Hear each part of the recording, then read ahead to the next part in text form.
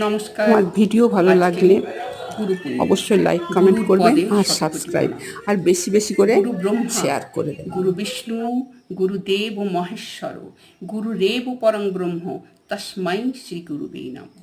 আজ শ্রী শ্রী ঠাকুর রামকৃষ্ণ ও বিবেকানন্দের কথোপকথন নিয়ে আলোচনা করব। ঠাকুর আর নরেন, এদের সম্পর্ক ছিল গুরু শিষ্যের। গভীর আত্মা ও আত্মিক সম্পর্ক না হলে এরকম গুরু শিষ্য হয় না। নরেন একদিন শ্রী রামকৃষ্ণকে বলেছিলেন, আপনি ঈশ্বর দেখেছেন? শ্রী রামকৃষ্ণ উত্তরে বলেছিলেন, হ্যাঁ, যেমন তোকে দেখছি সেই রকমই দেখি। ঠাকুরের এই ঈশ্বর উপলব্ধির গভীরতা উপলব্ধি করতে তিনি পেরেছিলেন। নরেন মাঝে মাঝে বিভিন্ন কাজে সংশয় প্রকাশ করতেন।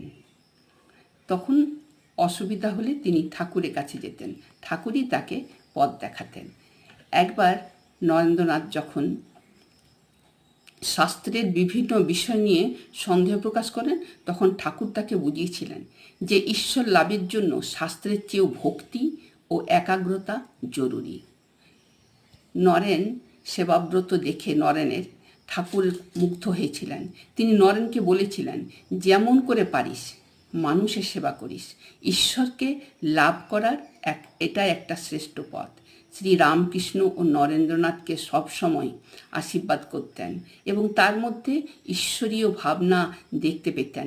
তিনি নরেনকে বলেছিলেন, তুই একদিন জগৎকে আলোকিত করবি। ধন্যবাদ।